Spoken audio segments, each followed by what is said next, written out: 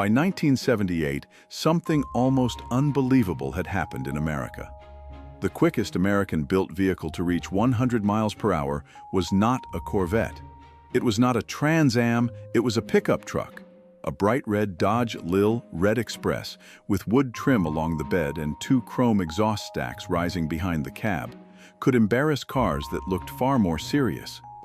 Imagine seeing one beneath the lights of a gas station on a warm summer night, the 360 V8 rumbling through those tall pipes while a Corvette waited nearby.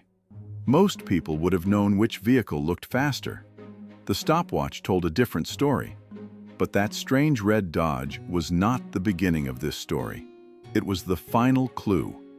To understand how Detroit reached a point where a pickup could become one of America's hottest performance machines, we have to turn the clock back 8 years to 1970, when horsepower, racing rules, and showroom ambition seemed almost completely out of control. If you were a teenager, a young father, a mechanic, or simply a kid pressing your face against dealership glass in 1970, you probably remember the names. Hemi, Boss 429, S454, GSX. Those badges meant something before you ever understood the numbers printed beneath them. They meant the deep rumble at a stoplight, the smell of gasoline hanging over a service station, and the feeling that Detroit was competing to build something wilder every year. But some of the strangest stories were hidden in NASCAR rulebooks, factory paperwork, insurance rates, and even the way horsepower itself was measured. So this is not simply a list of old specifications. It is a trip back behind the familiar badges to 7 stories that may change the way you remember the cars of your youth. And one of them may change what you remember about the day American horsepower supposedly died. The image I keep coming back to is the dealership lot. It is 1970, Saturday morning, and rows of new cars are sitting beneath bright American sun, chrome bumpers flashing, bias ply tires still clean, window stickers pressed against the glass.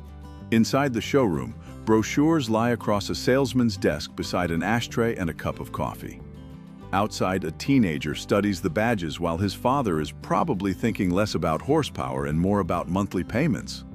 This was still an America where premium-leaded gasoline was ordinary, where a Roadrunner, GTO, Chevelle, or Mustang might appear at the next stoplight, and where performance was something you could hear before you could see it. The exhaust note reached you first. Then came the badge that hinted at what might be hiding underneath. Yet some of the wildest machines on those lots were not created because ordinary buyers had demanded them. They were there because racing rules, factory ambition, and Detroit rivalry had collided. And perhaps no car made that collision more visible than the 1970 Plymouth Superbird. Picture one sitting on an ordinary Plymouth dealer lot beside a Fury sedan and a family wagon. Its pointed nose seemed to stretch forever, and the rear wing rose so high that it looked less like something designed for Main Street and more like something that had escaped from a racetrack. Imagine being a salesman that morning and having to explain why Plymouth had built something so outrageous. The surprising answer was NASCAR. Plymouth wanted an aerodynamic weapon for the high-speed tracks, but racing rules required the company to produce street versions before the competition car could be approved. For 1970, the requirement was roughly 1 Superbird for every 2 Plymouth dealers in the United States. Plymouth needed around 1,920 road cars, and production is generally placed at about 1,935. Those enormous wings and pointed noses were not simply styling exercises dreamed up to attract teenagers.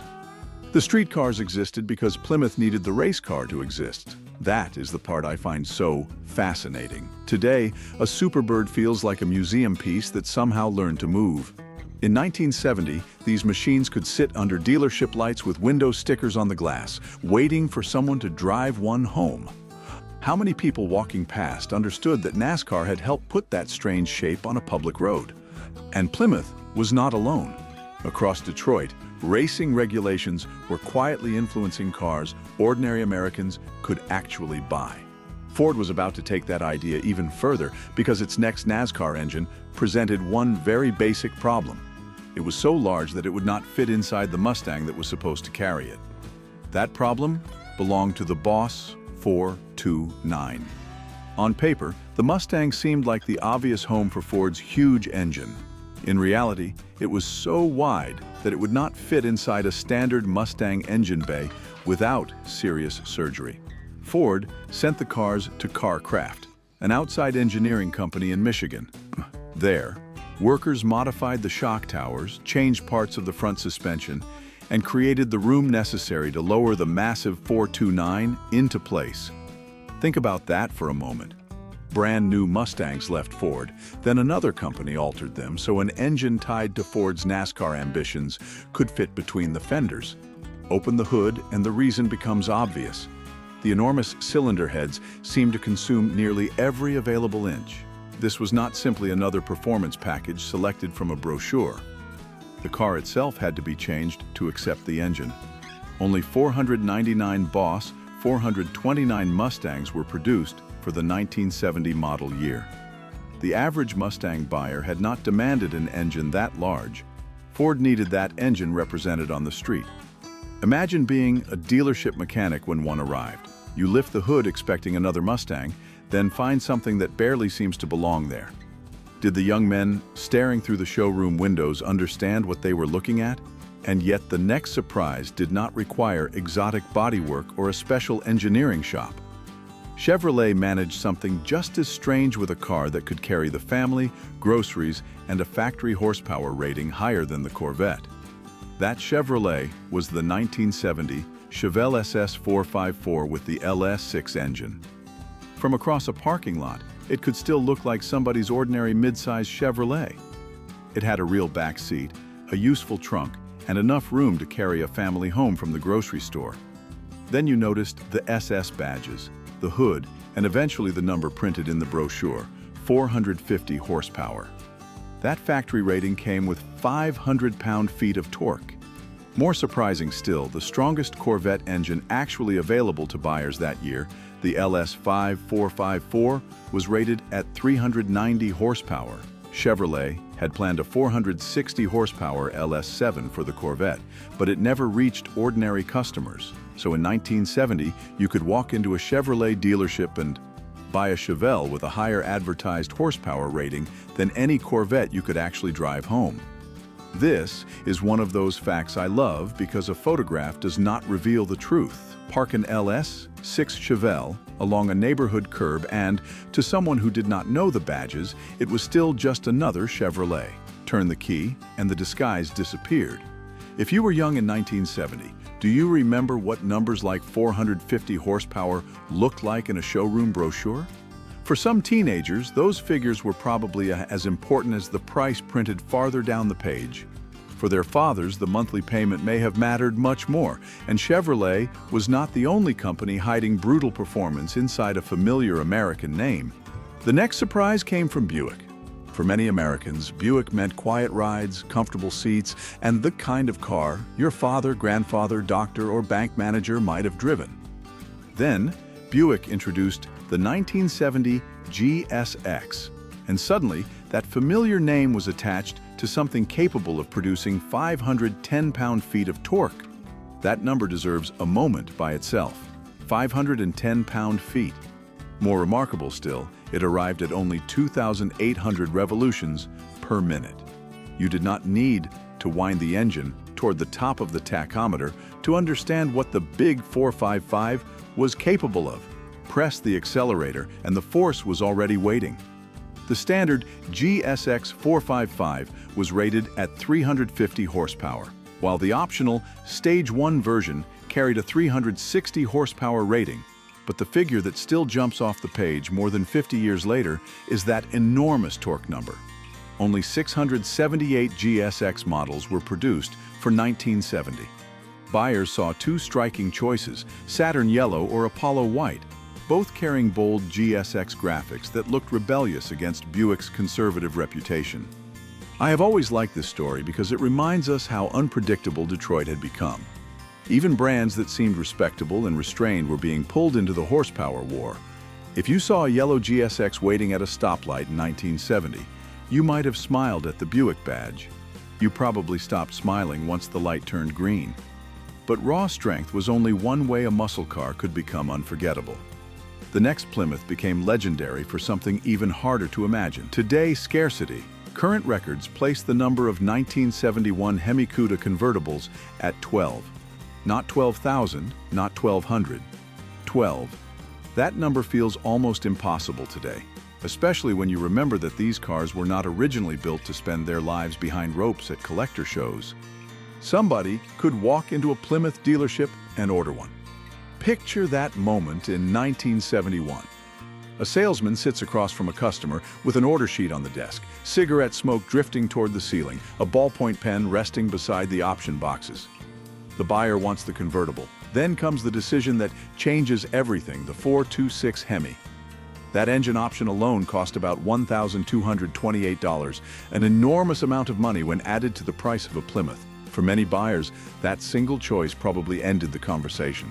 And that is what fascinates me most. Their value today can make them seem mythical, but on the day they were ordered, the decision was still made with a pen, a price sheet, and a long look at the monthly payment. Someone checked a box, received a set of keys, and drove one away while the smell of new vinyl still filled the interior. For years, enthusiasts debated exactly how many 1971 Hemi Cuda convertibles had been built. Older accounts often repeated a figure of 11, while current records generally placed the total at 12. Either way, the truth remains almost absurd. Plymouth built only about a dozen. If you were standing outside that showroom in 1971, would you have recognized one as a future treasure?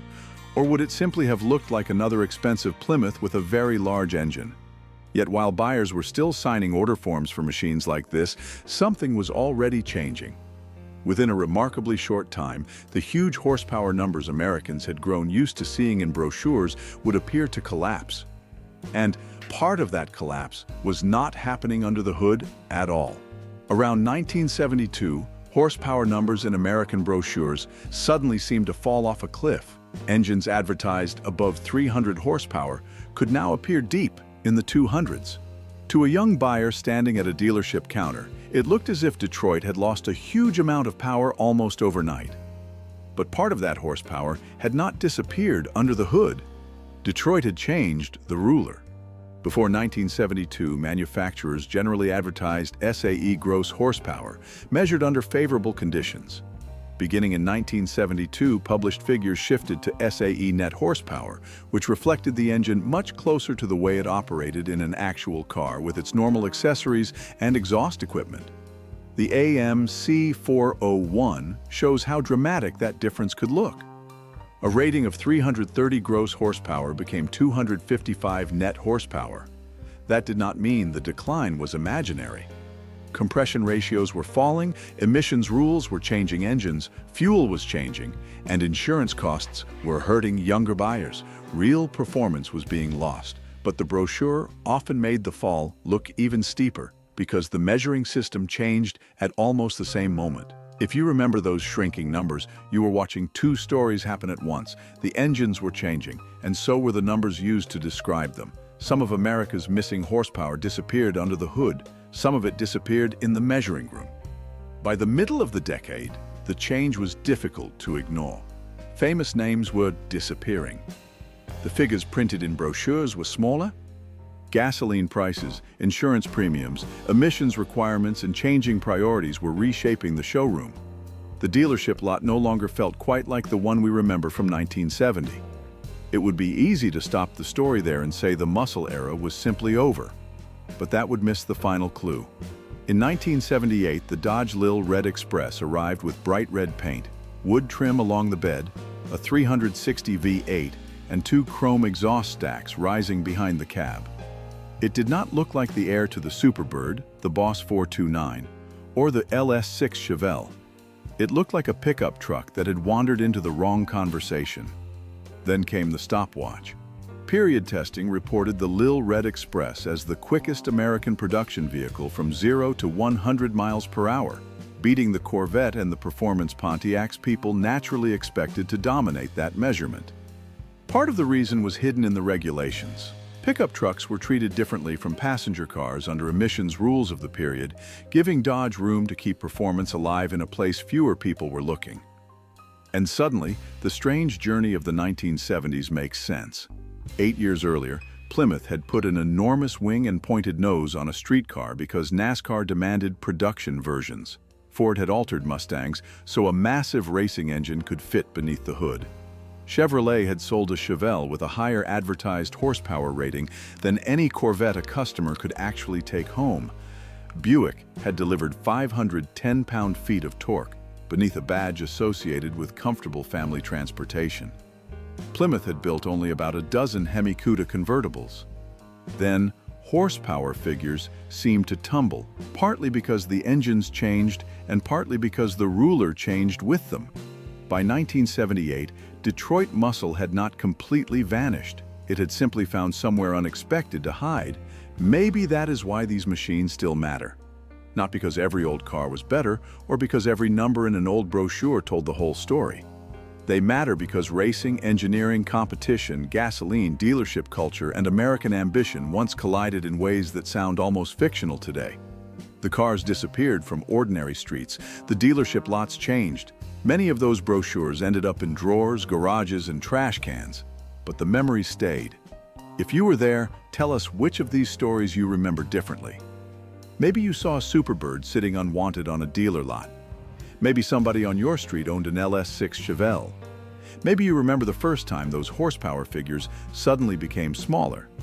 Your memories matter, because the people who actually lived through this era are still the best archive we have. The muscle era did not disappear all at once. It left clues,